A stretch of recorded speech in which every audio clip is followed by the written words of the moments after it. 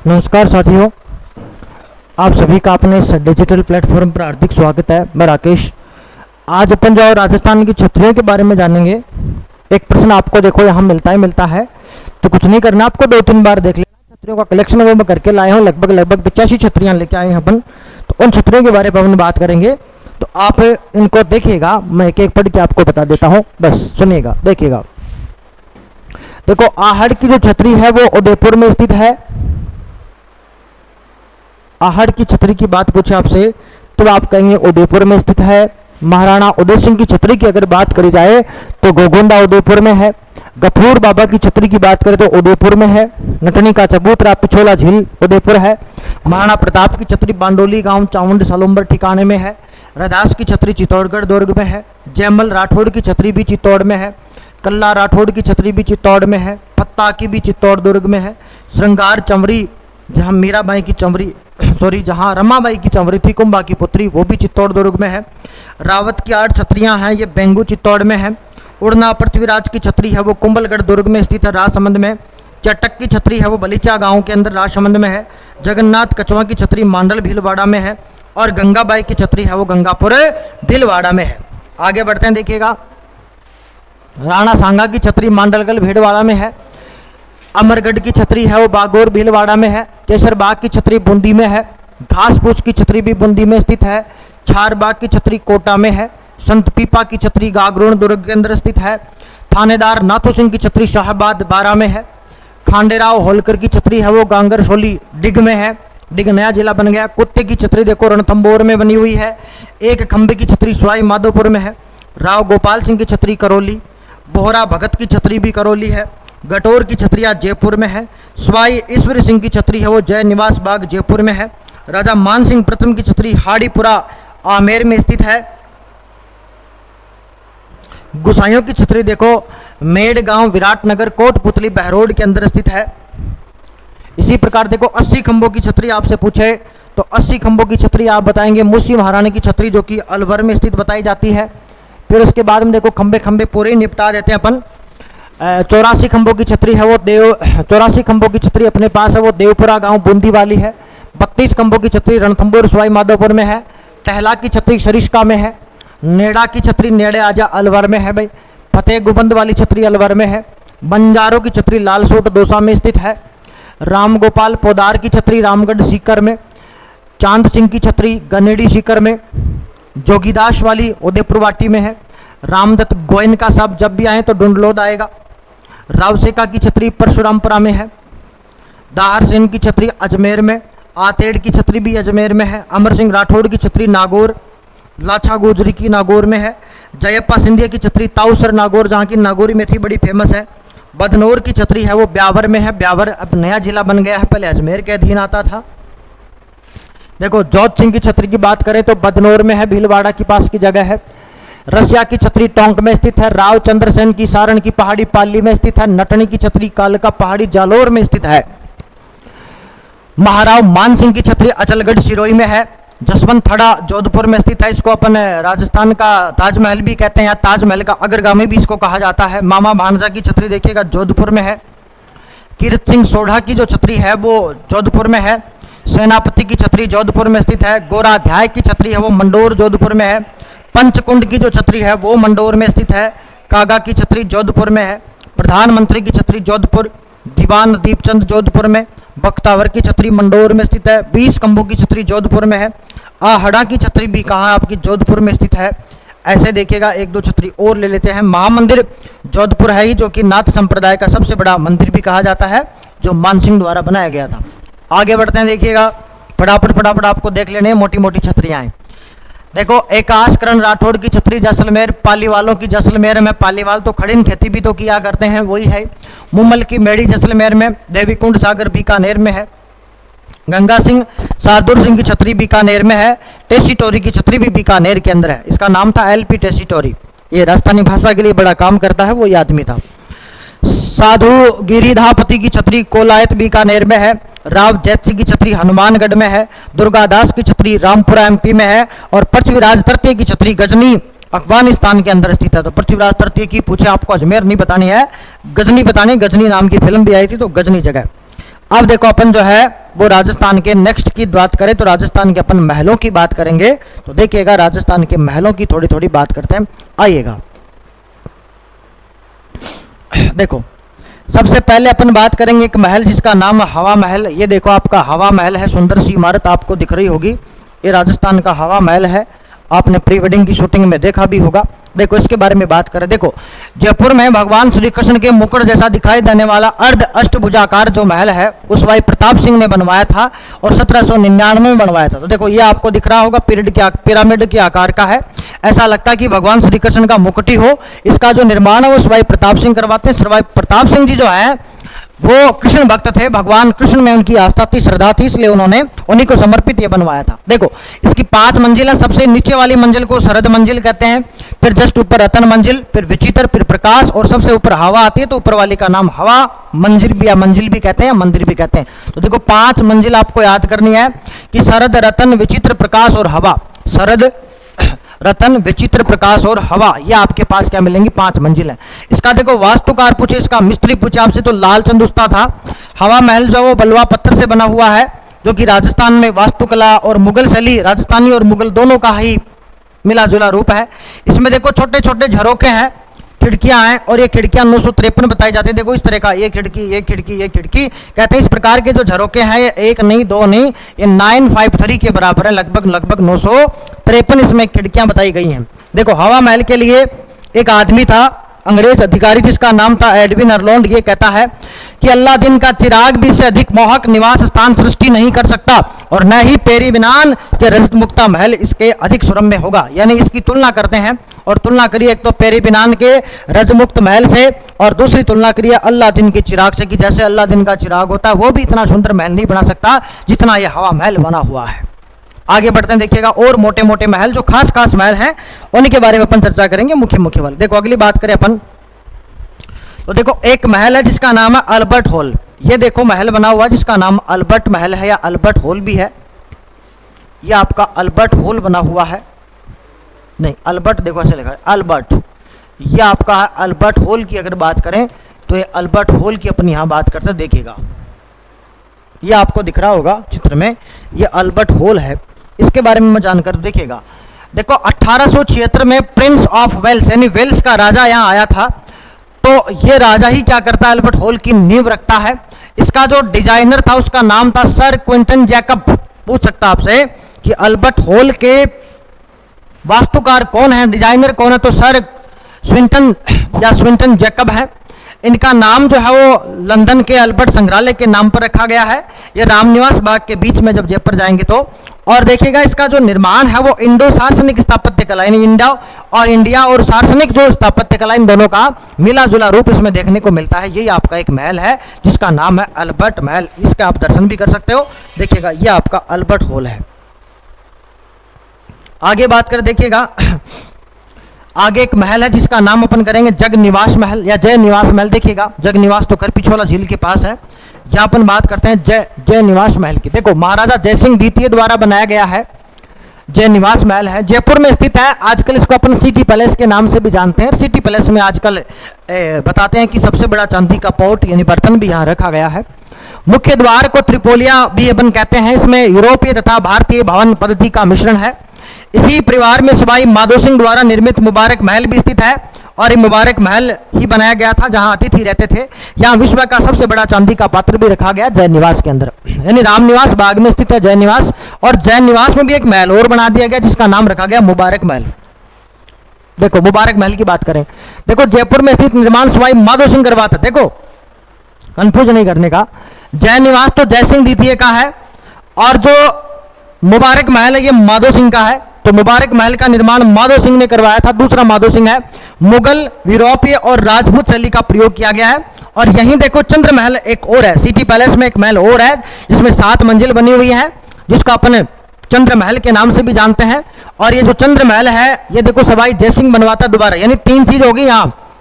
जय निवास महल हो गया, सिटी पैलेस के अंदर आपका चंद्र महल हो गया और एक मुबारक महल हो गया। तो मुबारक महल में माधो सिंह है, बाकी दोनों के अंदर अगर बात करेंगे तो कौन आपका सवाई जय सिंह है। और देखो इसकी अंतिम मंजिल है वो उसको मुकुट मंदिर भी कहते हैं और ये विद्याधर जी की देखने में हुआ था। ये कहते हैं कि जयपुर का तो वास्तुकार विद्याधर था। विद्याधर नगर भी तो है ना, तो उसी वजह से। आगे चलते देखो, ये तो देखो कुछ ऐसे ही आगे, ये देखो, ये आपको दिख रहा होगा चित्र में, ये मुबारक महल है आपका, और ये देखो चंद्र महल है आपका, और फिर ये आपका सिटी महल जिसको सिटी पैलेस कहते हैं। तीनों महल देखो, ये तो सिटी पैलेस है। इस सिटी पैलेस को जय निवास भी कहते हैं, यही जय निवास महल है रामनिवास बाग में, यही जय निवास है। इसी के अंदर एक बाग और बना हुआ है जिसको मुबारक, जिसको चंद्र महल भी कहते हैं पास में, और इसी के पास मुबारक महल, ये माधो सिंह वाला, बाकी दोनों जयसिंह ने बनवाए। इस प्रकार के महल हैं। आगे बढ़ते हैं, देखिएगा अगला आमेर महल है। आमेर के महल बड़े ही फेमस महल है, सुंदर महल है। आमेर में देखो जो भी काम करवाया है वो मानसिंह प्रथम ने करवाया था। तो देखिएगा इसका निर्माण 16वीं सदी के अंदर हुआ है और राजा मानसिंह प्रथम ने निर्माण करवाया। यह महल राजपूत और मुगल शैली का सुंदर मिश्रण है। आमेर महल में दीवान आम का निर्माण मिर्जा राजा जयसिंह ने करवाया था। यहाँ दीवान आम भी बना था जो जयसिंह द्वारा बनाया गया। इसमें नक्काशी का कार्य है वो बहुमूल्य पत्थरों की जड़ाई, मीनाकारी का काम, पच्चीकारी का काम, जगह जगह लगे बड़े बड़े दर्पण भी इसकी भव्यता में शामिल है और इसको देखो यूनेस्को में भी शामिल किया गया है। अगला जल महल, आप जैसे ही आमेर जाएंगे तो आपने जल महल देखा होगा। देखो जल जब सुबह में घी किया जाता है तो पंडितों के रहने के लिए जगह बनाई गई थी। जयपुर देखो आमेर मार्ग पर स्थित इन महलों के निर्माता सवाई जयसिंह ने अश्वमेघ यज्ञ के समय ब्राह्मणों के विश्राम के लिए करवाया था, जिसका नाम जल महल भी कहते हैं अपन। जल महल भी आपने देखो देखा ही होगा। जल महल कैसा दिखता है, ये रहा देखो जल महल, ये इस तरीके का आपने देखा होगा। ये आपका जल महल है,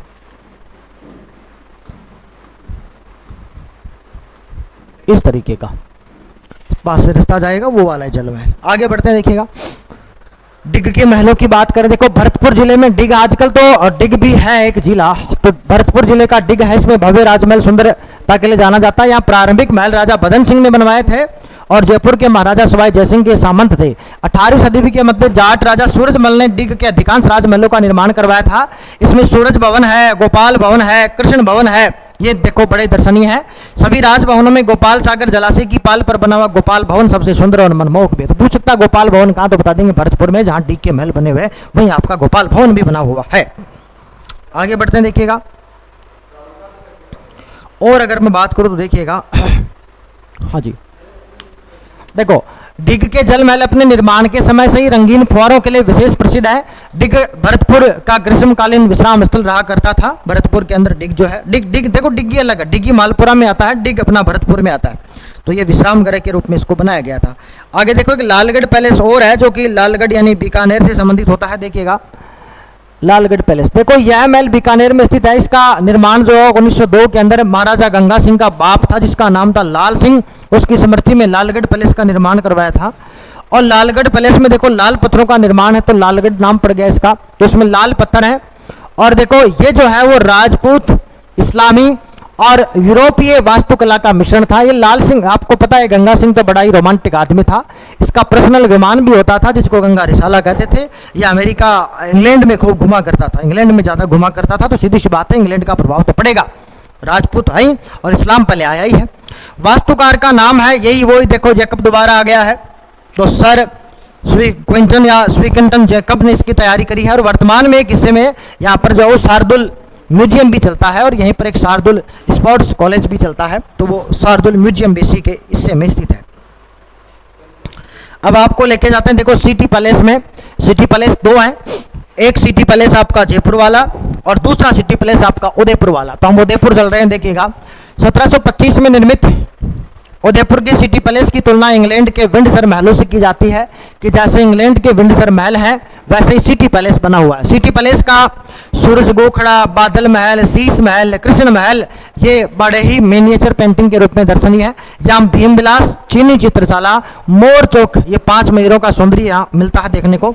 उदयपुर के राजमहल के बारे में फर्ग्यूसन लिखता है कि राजपुताने का सबसे अच्छा महल है या राजपुताने का सबसे बड़ा महल है और इनकी तुलना है वो विंडसर के महलों से करता है। पूछे आपसे कि विंडसर के महलों जैसी तुलना किसकी करेगी, तो सिटी पैलेस उदयपुर की गई कि ऐसे तो अपने विंडसर के जो महल हैं लंदन के विंडसर सिटी में, वैसा ही कौन सा अपना सिटी पैलेस उदयपुर वाला भी स्थित है। ये तुलना करी गई है, तो ये तुलना आपको याद रखनी है। और तुलना करने वाला है फर्ग्यूसन, मेसी फर्ग्यूसन नहीं, फर्ग्यूसन है बस।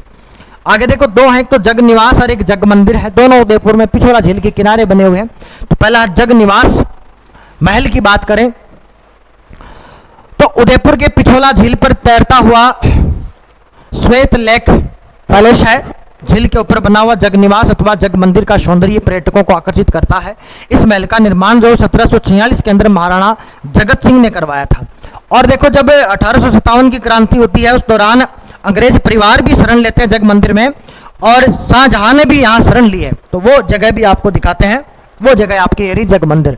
पिछोला झील उदयपुर में स्थित जग मंदिर महल भी है। यहाँ करण सिंह ने प्रारंभ किया था और जगत सिंह ने पूरा करवाया था, और शाहजहां ने यहाँ क्या करी है, शरण भी ली है। तो वो शरण भी ली थी, तो वो आपका ये है। आगे देखो अभेड़ा महल दिखाते हैं आपको। कोटा में चलते हैं। कोटा में अभेड़ा महल है, बड़ा मस्त महल है। यह मगरमच्छों को पालने के लिए बनाया गया था। 18वीं सदी के अंदर शाही आराम की दृष्टि से कोटा से 8 किलोमीटर दूरी पर बनाया गया है। इसमें राजकुमारी धीरदेह द्वारा पानी का कृत्रिम जलाशय भी बनाया गया। यह जलाशय महाराव उमेद सिंह द्वितीय के समय मगरमच्छों की विभिन्न प्रजातियों के लिए बनाया गया था। इसी कारण इसका नाम जो अभेड़ा भी इसका नाम प्रसिद्ध था। तो यहाँ अभेड़ा महल कहाँ पूछेगा तो बताएंगे कोटा, या अवेली मेहनी का महल भी स्थित होता है। आगे देखो एक जग मंदिर और है जो कोटा का है। एक जग मंदिर तो पिछोला झील उदयपुर वाला है, और एक जग मंदिर और है जो कोटा में आपको थोड़ा ध्यान रखना है।